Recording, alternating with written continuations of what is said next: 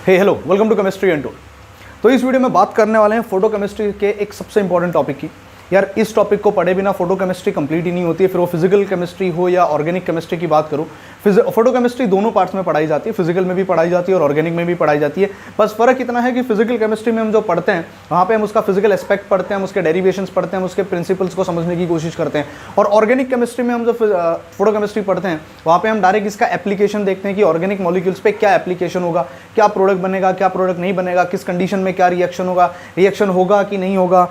Physical chemistry में rather हम उसके पीछे की बेसिक थ्योरी को पढ़ने की कोशिश करते हैं ना। आप जब फोटो केमिस्ट्री पढ़ रहे होते हो तो सबसे फंडामेंटल क्वेश्चन आता है कि फोटो केमिस्ट्री होती क्या है और फोटो केमिस्ट्री वर्क कैसे करती है ना। देखो, हम लोगों को दो चीज़ें समझनी है। सबसे पहली चीज़ ये समझनी है कि there is something called as photophysical process.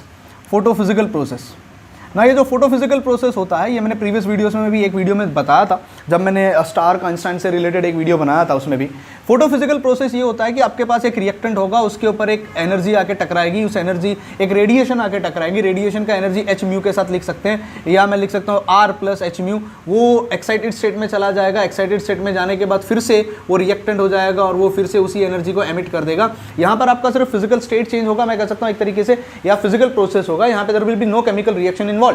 लेकिन जब आप फोटोकेमिकल रिएक्शन की बात करते हो तो फोटोकेमिकल रिएक्शन में होता ये है कि आपके पास एक रिएक्टेंट होगा जो उस एच म्यू को एब्जॉर्ब करेगा, वो एक्साइटेड स्टेट में जाएगा, एक्साइटेड स्टेट में जाने के बाद वो प्रोडक्ट बनाएगा। ये रिएक्शन मेरे लिए इंपॉर्टेंट है ना। देखो, एक फंडामेंटल बेसिक चीज़ समझने की कोशिश करना, केमिस्ट्री में जो भी हम केमिकल रिएक्शन पढ़ते हैं, यार एक ऑनेस्टली चीज़ बताऊं, जो भी पूरी केमिस्ट्री है ये एक इलेक्ट्रॉन के इर्द गिर्द घूमती है। अगर आपका इलेक्ट्रॉन का यहाँ से वहाँ ट्रांसफर होता है या इलेक्ट्रॉन का शेयरिंग होता है तो हम कहेंगे केमिकल रिएक्शन हो रहा है, उस इंसान की प्रॉपर्टी बदल रही है। यानी पूरी केमिस्ट्री जो है वो सिर्फ एक इलेक्ट्रॉन पे टिकी हुई है। तो सेम हमारे साथ यही होता है कि अगर मुझे कहीं पे केमिकल रिएक्शन करवाना है तो उस केमिकल रिएक्शन को करवाने के दो तरीके होते हैं। एक हमने जो काइनेटिक्स में पढ़ा जिसको हम कोलिजन थ्योरी कहते हैं ना, उसको हम कहते हैं थर्मल मेथड। वहाँ पे आप उसको हीट सप्लाई करो, बिकॉज हम सबको पता है अगर मेरे पास एक मॉलिक्यूल है ए और मेरे पास एक मॉलिक्यूल है बी, अगर ए और बी को रिएक्शन करना है ताकि वो एक प्रोडक्ट बना सके, लेट अस से प्रोडक्ट पी बनाना है मुझे, आई डोंट नो क्या प्रोडक्ट बनने वाला, लेकिन ये प्रोडक्ट पी बनेगा। तो देयर आर टू वेज। पहला जो हम लोगों ने काइनेटिक्स में पढ़ा वो हमसे क्या कहता है कि हमारे पास एक रिएक्टेंट होगा, दो रिएक्टेंट हैं, उनका एनर्जी उतना होगा, जब वो एक दूसरे के सामने कोलिजन करने आएंगे उनकी एनर्जी बढ़ेगी, एनर्जी बढ़ने के बाद आपका वो प्रोडक्ट में कन्वर्ट हो जाएगा। अगर उनके पास उतनी एनर्जी है जितनी उनको एक्टिवेशन करने के लिए चाहिए होती है, उसको एक्टिवेशन एनर्जी कहते हैं। लेकिन थर्मल की प्रॉब्लम है। थर्मल की प्रॉब्लम यह है कि जब आप टेम्परेचर इंक्रीज करना स्टार्ट करते हो, जब आप थर्मल एनर्जी प्रोवाइड करना स्टार्ट करते हो, सब कुछ रैंडमली होने लगता है। लाइक वहाँ पे सब कुछ एक साथ होने लगता है, कहीं सिलेक्टिविटी नहीं आती ना। What basically do I mean by selectivity? Selectivity का मतलब मान लो मेरे पास एक कंपाउंड है, एक मिक्सचर है जिसमें मेरे पास हाइड्रोजन है, मेरे पास उसके अंदर ब्रोमीन है, मेरे पास उसके अंदर क्लोरीन है, और मुझे चाहिए कि सिर्फ मेरा ब्रोमीन कहीं पर रिएक्शन करे। अब जब मैं इस पूरे सिस्टम को हीट करना स्टार्ट करूंगा, हीट एनर्जी तो हाइड्रोजन को भी एक्टिवेट करेगी, हीट एनर्जी तो क्लोरीन को भी एक्टिवेट करेगी, हीट एनर्जी तो ब्रोमीन को भी एक्टिवेट करेगी। मुझे किसी एक पर्टिकुलर चीज को सिलेक्टिवली एक्टिवेट करवाना है तो हमको वहां पे फोटोकेमिस्ट्री की मदद पड़ती है। क्योंकि फोटोकेमिस्ट्री में हम बेसिकली करते क्या है? देखो, बेसिक फंडा तो क्वाइट सिंपल है यार। हमारे पास इलेक्ट्रॉन्स का ट्रांजिशन होना चाहिए, इलेक्ट्रॉन का ट्रांजिशन होना चाहिए उनके ग्राउंड स्टेट से एक्साइटेड स्टेट में। जब इलेक्ट्रॉन एक्साइटेड स्टेट में चला जाता है वो तो हाईली एक्साइटेड हो जाता है, उस केस में आपका जो मॉलिक्यूल है वो हम उसको कहते हैं वो ट्रांजिशन स्टेट में आ गया। और अगर उस समय उसको उतनी एनर्जी मिल गई जितनी उसको चाहिए होती है तो फटाक से हमारा प्रोडक्ट बन जाता है, वरना मेरा रिएक्टेंट वापस रिएक्टेंट स्टेट में आ जाता है ना। यही एनर्जी प्रोवाइड करने के दो तरीके होते हैं। पहला होता है thermal energy. Thermal energy provide करने से प्रॉब्लम ये होती है कि वहाँ पे आपकी सिलेक्टिविटी कम हो जाती है। लेकिन वेरेज आप अगर फोटोकेमिकल रिएक्शंस करवाते हो तो आप सिलेक्टिवली किसी भी एक पर्टिकुलर स्पीशीज को टारगेट कर सकते हो। बिकॉज जब भी आप पर्टिकुलर स्पीशीज को टारगेट करते हो उसका इलेक्ट्रॉनिक स्ट्रक्चर बहुत अलग होगा। भाई सिंपल सा फंडा है, फ्लोरीन के अंदर के इलेक्ट्रॉन्स और ब्रोमीन के अंदर के इलेक्ट्रॉन्स में डिफरेंस आएगा। आप अगर कोई रेडिएशन डालना स्टार्ट करते हो, ऐसा कभी होगा ही नहीं कि फ्लोरीन, जिस रेडिएशन पे फ्लोरीन एब्जॉर्ब करेगा उसी पर्टिकुलर फ्रीक्वेंसी पे आपका ब्रोमीन भी एब्जॉर्ब करेगा। तो ब्रोमीन के एब्जॉर्प्शन का फ्रीक्वेंसी और फ्लोरीन के एब्जॉर्प्शन का फ्रीक्वेंसी काफी डिफरेंट होने वाला है। इससे मैं सिलेक्टिवली किसी एक पर्टिकुलर चीज को एक्साइट करवा सकता हूं और उसका रिएक्शन करवा सकता हूं। तो photochemistry wins over thermal method. इसका रीजन यह है कि फोटोकेमिस्ट्री में आप सिलेक्टिविटी एनहांस कर सकते हो। आप जिस पर्टिकुलर स्पीशीज को चाहो उसी को एक्टिवेट करा सकते हो, डिपेंडिंग अपॉन आपको यह पता होना चाहिए कि उसको एक्टिवेट कराने के लिए आपको कितनी एनर्जी देनी पड़ती है। नाउ वी ऑल नो हमारे पास जब भी मॉलिक्यूल्स होते हैं, मॉलिक्यूल्स के अंदर जो इलेक्ट्रॉन्स होते हैं वो हमेशा पैड होते हैं। भाई मॉलिक्यूल या बॉन्ड बनता ही जब पेयरिंग ऑफ इलेक्ट्रॉन्स होती है। अब जब मेरा इलेक्ट्रॉन पैड होता है, हम सबको पता है electron with an upper this is called as with a spin number half, और जो लोअर साइड का होता है इसको कहा जाता है माइनस हाफ। तो अगर मेरे पास 2 इलेक्ट्रॉन है तो ये इसका ms का वैल्यू है, ये इसके ms का वैल्यू है। तो अगर मैं टोटल s का वैल्यू पता करूं तो this will be ms plus ms, तो ये कितना हो जाएगा प्लस हाफ हो जाएगा, और ये कितना हो जाएगा माइनस हाफ हो जाएगा। टोटल वैल्यू निकल के आएगा 0। तो अगर मेरे पास इलेक्ट्रॉन कभी पैड होते हैं तो हम कहेंगे कि उसका टोटल स्पिन क्वांटम नंबर हमेशा 0 आता है, बिकॉज आधा स्पिन इसका एक इंडिविजुअल का, इसका एक इंडिविजुअल का, बिकॉज दे आर पैड। फिर हम यहाँ पे एक वर्ड यूज करते हैं जिसको कहा जाता है स्पिन मल्टीप्लिसिटी। स्पिन मल्टीप्लिसिटी का मतलब होता है 2 इलेक्ट्रॉन। देखो मल्टीप्लिसिटी पे ना, डिजनरेसी पे मैंने एक बहुत पहले एक वीडियो बनाया था, उस वीडियो का लिंक मैं आपको आई बटन पे दे दूंगा, आप वहां से चेक कर सकते हो। मैं आपसे रिक्वेस्ट करूंगा कि उस वीडियो को जरूर देखो यार। वो वीडियो है ना, आपके आने वाले जितने भी आप हायर लेवल का जो केमिस्ट्री पढ़ने वाले, स्पेशली आप जब डील करते हो स्पेक्ट्रोस्कोपी के साथ, या जब डील करते हो यहाँ पे क्वांटम चीजें आ जाती है, सिलेक्टिविटी, सिलेक्शन रूल आ जाता है, यहाँ पे मैग्नेटिक क्वांटम नंबर आ जाता है, वो टॉपिक, वो वीडियो आपको बहुत मदद करेगा। उस वीडियो में मैंने आपको डिजनरेसी के बारे में बताया, मैंने वहां पे बताया कि मैग्नेटिक क्वांटम नंबर क्या होता है। वहां पर भी आपको ये भी समझ में आएगा कि जो ms का वैल्यू मैंने प्लस हाफ और ms का वैल्यू मैंने माइनस हाफ लिखा है, ये एक्चुअली क्या है। बहुत सारी बुक्स में वो स्मॉल एस लिखते हैं, वो ऐसे लिखते हैं कि capital S will be equal to small s1 plus s2। मैं ms प्लस ms लिख के डालना पसंद करता हूं। तो स्पिन मल्टीप्लिसिटी का एक फॉर्मूला होता है जिसको कहा जाता है 2s प्लस 1। तो अब यहाँ पे मैंने कैपिटल S का वैल्यू निकाला। अगर मेरे पास 2 इलेक्ट्रॉन पैड हैं तो उसका जो कैपिटल S का वैल्यू आता है वो हमेशा 0 आता है। तो उसका 2s प्लस 1 का जो वैल्यू आएगा वो कितना हो जाएगा, वो यहाँ पे हो जाएगा 1। इसको कहा जाता है सिंगलेट स्टेट। तो अगर मेरे पास इलेक्ट्रॉन पैड हैं तो मैं कहूँगा मेरे इलेक्ट्रॉन सिंगलेट स्टेट में है। सिंगलेट स्टेट का मतलब होता है हाईली स्टेबल स्टेट, क्योंकि वहाँ पे इलेक्ट्रॉन पेयरिंग होती है। और आपका इसका पेयरिंग का भी मैं इसको ऐसे भी समझा सकता हूँ, बिकॉज वी नो इलेक्ट्रॉन जब घूमते हैं तो मैग्नेटिक फील्ड प्रोड्यूस करते हैं। तो आप इसको ऐसे भी समझ सकते हो, समझने का तरीका है, वन ऑफ द वे है ये, कि ऊपर इनका साउथ पोल होगा, नीचे नॉर्थ पोल होगा, ऊपर इसका नॉर्थ पोल होगा, नीचे साउथ पोल होगा, और वो एक दूसरे को अट्रैक्ट करके रखेंगे, दे विल बी क्वाइट स्टेबल। लेकिन अगर मेरा इसमें से एक इलेक्ट्रॉन कुछ इस तरीके से हो जाता है, अगर वो दोनों पैरेलल खड़े होते हैं इलेक्ट्रॉन, उस केस में आपका जो कैपिटल S का वैल्यू आएगा वो प्लस हाफ आएगा, which comes out to be 1। उस केस में 2s प्लस 1 का जो वैल्यू आपका निकल के आएगा that will be coming out to be 3। इसको कहा जाता है triplet state. And we all know जो हमारा ट्रिपलेट स्टेट होता है, ये ट्रिपलेट स्टेट एक्चुअली अनस्टेबल होता है। लेकिन अगर मेरे मॉलिक्यूल्स, ये इलेक्ट्रॉन्स अगर सेपरेटेड हैं, if this electrons are separated, तो ये स्टेबिलिटी देता है। कहने का मतलब ये है कि अगर मेरे इलेक्ट्रॉन पैर्ड हैं तो वो सिंगलेट स्टेट में है। अगर उसका S का वैल्यू 0 आता है वो सिंगलेट स्टेट कहलाएगा। अगर मेरे इलेक्ट्रॉन अनपैर्ड है जिससे उनकी मल्टीप्लिसिटी इंक्रीज हो जाती है तो मैं उसको कहूँगा वो मेरे ट्रिपलेट स्टेट में होते हैं। ना इस चीज़ को ध्यान देना, मैं जो चीज़ कहने की कोशिश कर रहा हूँ, कोई भी सिस्टम अपने आप को हमेशा हाई मल्टीप्लिसिटी स्टेट में रखने की कोशिश करता है। देखो इसीलिए शायद हमारे पास एक हुन्स रूल भी आता है जहाँ हम कहते हैं कि अगर मुझे 2 इलेक्ट्रॉन्स को डालना है, सपोज कर लो मेरे पास 2 इलेक्ट्रॉन्स हैं या मेरे पास 3 इलेक्ट्रॉन्स हैं और मुझे उनको पी सब शेल में डालना है, मैं उनको कैसे डालूंगा? मैं उनको कभी ऐसे नहीं डालूंगा कि मैं उनको पहले पैर करूंगा और फिर उसके बाद में मैं एक सिंगल डालूंगा, क्योंकि इससे हो क्या रहा है, इससे मेरी मल्टीप्लिसिटी कम हो रही है। मैं हमेशा क्या करने की कोशिश करूंगा, मैं मेरे हमेशा इलेक्ट्रॉन को पहले सिंगल डालने की कोशिश करूंगा, क्योंकि इससे मेरी मल्टीप्लिसिटी बढ़ती है। सिंगलेट स्टेट था, सिंगलेट स्टेट का मतलब ये मल्टीप्लिसिटी दिखाता है। 2s plus 1 tells you spin multiplicity. जैसे जैसे मेरी स्पिन मल्टीप्लिसिटी बढ़ती है वैसे वैसे मेरा वो सिस्टम उतना ज़्यादा स्टेबल होता है। शायद इसीलिए हुन्स रूल में भी हमको कहा जाता है कि पहले उनको सिंगली फील्ड करो फिर उनको पैर करना स्टार्ट करो, क्योंकि सिंगली फील्ड जब करते हो तो मल्टीप्लिसिटी बढ़ती है। नाउ सेम हम रूल यहाँ अप्लाई करेंगे कि अगर मेरे पास कोई स्टेट, अगर कोई मॉलिक्यूल ट्रिपलेट स्टेट में है, that will B quite rather more stable then being in a single state. तो अगर मान लो मेरे पास कोई मॉलिक्यूल है और वो ग्राउंड लेवल पे, आई होप आपको ये सब समझ में आया। अगर इनकेस आपने नहीं लिखा तो इसको रिवाइंड करके आप वापस से लिख सकते हो जो मैंने लिखा था बोर्ड पे थोड़ी देर पहले।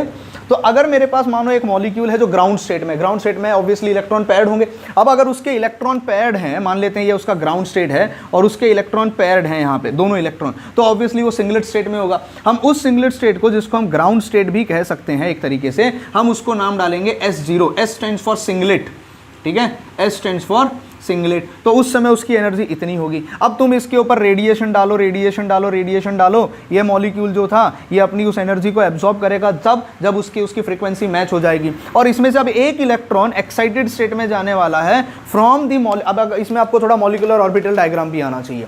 देखो जब भी हम मॉलिक्यूल्स को भरना स्टार्ट करते हैं, molecules will always try to occupy the bonding orbitals, वो बॉन्डिंग ऑर्बिटल्स में रहना पसंद करेंगे, बिकॉज एंटी बॉन्डिंग ऑर्बिटल में जाने से उस मॉलिक्यूल की स्टेबिलिटी कम हो जाती है। ठीक है, ये मैं थोड़ा एडवांस लेवल की बातें बोल रहा हूँ। तो अगर मेरा एक मॉलिक्यूल है जिसके अंदर पैड इलेक्ट्रॉन है और वो बॉन्डिंग ऑर्बिटल में है, जब आप उस पर एनर्जी डालना स्टार्ट करते हो, वो इलेक्ट्रॉन एनर्जी एब्जॉर्ब करेगा और वो एंटी बॉन्डिंग ऑर्बिटल में चला जाएगा, तब मैं कहूंगा मेरा मॉलिक्यूल जो है वो एक्साइटेड स्टेट में आ गया है, अब मेरा मॉलिक्यूल रिएक्शन करने के लिए तैयार है। ठीक है, क्योंकि वो एक्साइटेड स्टेट में, और मुझे रिएक्शन में करना क्या होता है, एक फंडामेंटल चीज मैंने बता दी कि इलेक्ट्रॉन को यहां से वहां करना होता है। अब जब वो स्टेबल स्टेट से अनस्टेबल स्टेट में चला गया है, तो वो मेरा इलेक्ट्रॉन जो है वो एक्साइटेड हो गया, वो रेडी है रिएक्शन करने के लिए ना। प्रॉब्लम ये है कि आपका जो इलेक्ट्रॉन गया है उसमें दो ऑप्शन है।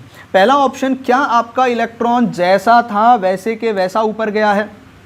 अगर जैसा था वैसे के वैसे अगर ऊपर गया है, इससे मेरे सिस्टम की मल्टीप्लिसिटी नहीं बिगड़ी है, क्योंकि पहले भी दो electron up and down spin में थे, अब वो सिर्फ हाई एनर्जी स्टेट पे गया है, लेकिन स्पिन मल्टीप्लिसिटी तो सेम है ना। अब मेरा इलेक्ट्रॉन यहाँ से निकल गया है और निकलने के बाद ऊपर चला गया। अब देखो ये अभी भी मेरा हाफ प्लस हाफ में है, और ये अभी भी मेरा जो है वो कौन से हाफ माइनस, लेट से ये प्लस हाफ में है और ये अभी भी कौन सा है, माइनस हाफ में। पहला ऑप्शन ये है। तो अगर मेरे इलेक्ट्रॉन का स्पिन नहीं बदलता है, तो मैं कहूँगा अब जो मेरे पास सिस्टम है ये ग्राउंड स्टेट पे रह गया, ये बेचारा एक्साइटेड स्टेट पे चला गया एक्साइटेड स्टेट पे है, एनर्जी इंक्रीज हो गई, लेकिन उसका मल्टीप्लिसिटी अभी भी क्या है, अभी भी उसका सिंगलेट है। तो मैं कहूंगा अगर मेरा एक इलेक्ट्रॉन ट्रांजिशन करता है, तो हो सकता है कि वो ट्रांजिशन स्टेट करने के बाद वो सिंगलेट स्टेट में चला जाए, जिसको कहा जाता है पहला सिंगलेट स्टेट।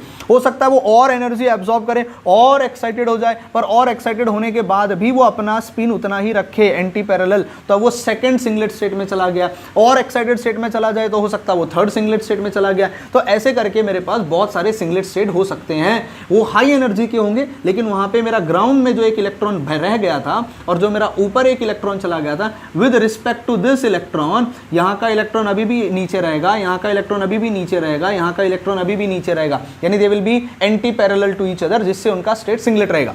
लेकिन कहने को पॉसिबिलिटी दूसरी भी थी ना, मेरा इलेक्ट्रॉन हो सकता है यहां से गया हो, लेकिन जाते जाते अब उसका स्पिन जो था वो इसके पैरेलल हो गया हो। अब अगर इसका स्पिन और इसका स्पिन पैरेलल हो गया है, तो ये भी प्लस हाफ हो गया है, ये भी प्लस हाफ हो गया है। अब दोनों अगर प्लस हाफ हो गए, तो इसका 2s + 1 का वैल्यू अब कितना निकल के आएगा, हाफ प्लस हाफ कितना हो गया था, 1 1 × 2 + 1 कितना आएगा, 3। अब हम कहेंगे वो ट्रिपलेट स्टेट में चला गया है, जिससे मेरे सिस्टम का मल्टीप्लिसिटी बढ़ गया। देखो समझना जरा इस बात को, ये टॉपिक थोड़ा कॉम्प्लिकेटेड है।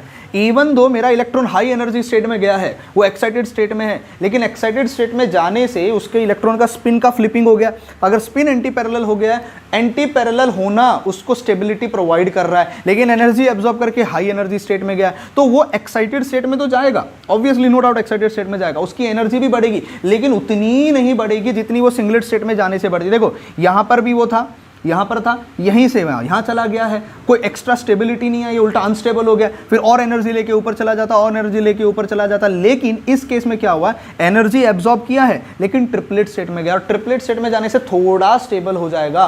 तो I can say triplet state का जो एनर्जी होता है वो सिंगलेट स्टेट के मुकाबले कम होता है। अगर मेरे इलेक्ट्रॉन, यहाँ पर जो इलेक्ट्रॉन था, बाजू वाला इलेक्ट्रॉन एनर्जी एब्जॉर्ब करके ऊपर जाता है, लेकिन जाते जाते अगर स्पिन का फ्लिपिंग कर देता है, तो अब वो और ये इलेक्ट्रॉन एंटी पैरेलल नहीं हो रहेंगे, दे आर पैरेलल। तो अब इससे उसका और इसका का बीच का जो डिफरेंस है वो थोड़ा कम हो जाएगा, that will be more stable. इसीलिए कहा जाता है कि ट्रिपलेट स्टेट जो होती है, triplet state is more stable than singlet state।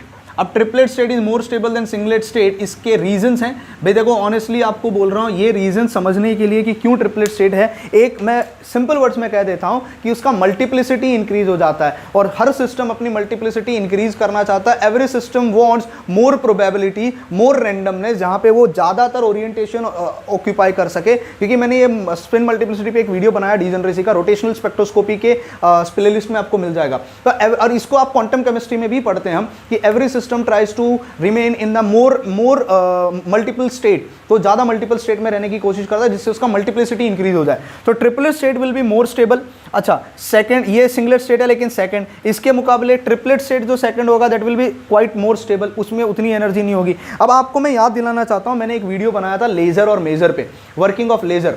Light amplification by stimulated emission करके जो हमारे पास एक टॉपिक होता है लेजर और लाइट एम्पलीफिकेशन, और मेजर का जो था microwave amplification by stimulated emission of light, उसमें हमने ना ये पढ़ा था कहीं पे, वहां पे मैंने मेटास्टेबल स्टेट भी करके एक चीज सिखाई थी। अगर इनकेस आपने वो वीडियो नहीं देखा तो आप उस वीडियो को देखिएगा। ये वीडियो देखने के बाद अगर आप उसको देखोगे तो आपको बहुत हेल्प होगा। उस वीडियो को देखने के बाद अगर आप यहाँ पे आ रहे हो तो आपको वहां के कुछ क्वेश्चंस का आंसर मिल जाएगा।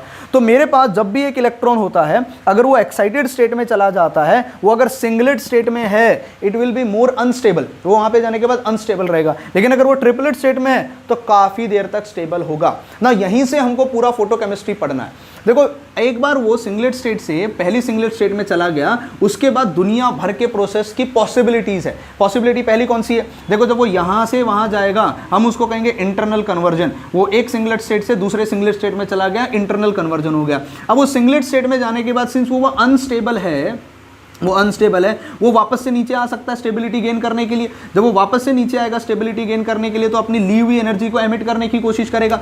जब वो ली हुई एनर्जी को एमिट करने की कोशिश करेगा, देयर आर टू पॉसिबिलिटी। हो सकता है वो उस एनर्जी को हीट के फॉर्म में रेडिएट कर दे, हीट के फॉर्म में रिलीज कर दे, और वो फिर नीचे आ जाए। तो उसको मैंने इस कर्ली एरोस के साथ नीचे ड्रॉ किया। उसको कहा जाता है नॉन रेडिएटिव डिके। मतलब वो नीचे आएगा पर रेडिएशन नहीं देगा, वो उल्टा वहां पे क्या दे के नीचे आएगा, हीट एनर्जी के फॉर्म में एनर्जी को रिलीज करेगा और फटाक से नीचे आएगा। सेकंड पॉसिबिलिटी, वो ऊपर से नीचे आएगा लेकिन उस समय वो रेडिएशन देगा, और उसको कहा जाता है रेडिएटिव डीके, और उसको कहा जाता है फ्लोरोसेंस। मतलब मेरा इलेक्ट्रॉन था, पैर था, आपने एनर्जी दिया, वो एक्साइटेड स्टेट में गया, अनस्टेबल था, फिर से नीचे आ गया। अनस्टेबल ज्यादा देर तक नहीं रह सकता था, बहुत कम टाइम तक रहेगा, फ्रैक्शन ऑफ सेकंड्स तक रहेगा। नीचे आएगा, नीचे आते समय एनर्जी को रिलीज कर देगा, उसको हम कहते हैं radiative decay, and this is a spontaneous process. तो मैं कहूंगा वहां पे क्या हो गया, फ्लोरोसेंस। तो फ्लोरोसेंस जो होता है, it is a spontaneous process.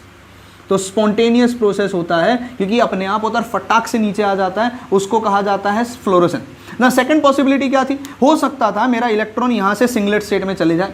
Singlet state में जाने के बाद कुछ रीजंस की वजह से वो वहां से अपने आप को एडजस्ट करके क्या बना ले, वो एडजस्ट करके अपना स्पिन बदल ले, और वो क्या हो जाए, ट्रिपलेट स्टेट। अब ट्रिपलेट स्टेट में जब वो चला जाएगा तो थोड़ी देर तक वो स्टेबल रहेगा, because triplet state is quite stable या more stable than singlet state. तो जब वो ट्रिपलेट से सिंगलेट स्टेट से, यानी यहां से जब वो यहां जाएगा जहां वो पैरेलल हो जाएगा, उसको कहा जाता है इंटर सिस्टम क्रॉसिंग। ये जो इंटर सिस्टम क्रॉसिंग होगा ना, इसमें भी वो अपना एनर्जी शायद लूज करेगा। क्यों लूज करेगा? क्योंकि हाई एनर्जी से वो थोड़ा लो एनर्जी पे आ रहा है, लेकिन उस समय वो रेडिएशन नहीं देगा। उस समय वो कौन सा देगा? This will also be non radiative. तो ये भी आपका कौन सा हो जाएगा? Non radiative. यहां से हीट के फॉर्म में एनर्जी बाहर निकलेगी, और फिर वो थोड़ी देर के लिए कहां आ जाएगा? वो थोड़ी देर के लिए आ जाएगा ट्रिपलेट स्टेट में। ट्रिपलेट स्टेट, जिसको हम एक तरीके से मेटास्टेबल स्टेट भी कहते हैं, triplet state is far stable then your singlet state. तो मेरा इलेक्ट्रॉन वहां पे थोड़ा टाइम बिताएगा, थोड़ी देर तक वो सिस्टम वहां एक्साइटेड स्टेट में रहेगा। Still it is an excited state, क्योंकि वो ग्राउंड स्टेट से तो हिल गया ना, बट यहां के मुकाबले ज्यादा स्टेबल है। वहां से वो नीचे आ सकता है वापस इसके साथ पैर करने के लिए, लेकिन फिर से दो तरीके हैं। आते समय वो एनर्जी रिलीज कर सकता है in the form of heat, तो उसको फिर से क्या कहा जाएगा? Non radiative decay. लेकिन वो थोड़ी देर रुकने के बाद फिर से नीचे आएगा, तो उसको कहा जाता है फॉस्फोरोसेंस। ना देखो, आप एक सिंपल सा फंडा इमेजिन करो। एक इलेक्ट्रॉन थे, दो इलेक्ट्रॉन थे, दोनों इलेक्ट्रॉन एंटी पैरेलल थे। आपने एनर्जी दिया, ये एक्साइटेड स्टेट में चला गया, लेकिन अभी भी एंटी पैरेलल है, हम कहेंगे सिंगलेट स्टेट में। वो वापस से नीचे आ गया, एनर्जी रिलीज कर दिया हीट के फॉर्म में, उसको क्या कहा जाएगा? Non radiative decay. ये नीचे था, ऊपर गया, वापस से नीचे आ गया, ऑन द स्पॉट, उसको कहेंगे। अब इसने जो एनर्जी रिलीज किया वो it is in the form of radiation, light, हम इसको कहेंगे फ्लोरोसेंस होगा। ये ऐसे था, ये एनर्जी लेके ऊपर गया, लेकिन थोड़ी देर के बाद फिर से नीचे आ गया। अब ये ट्रिपलेट स्टेट में, क्योंकि दोनों का स्पिन क्या हो गया है? सेम।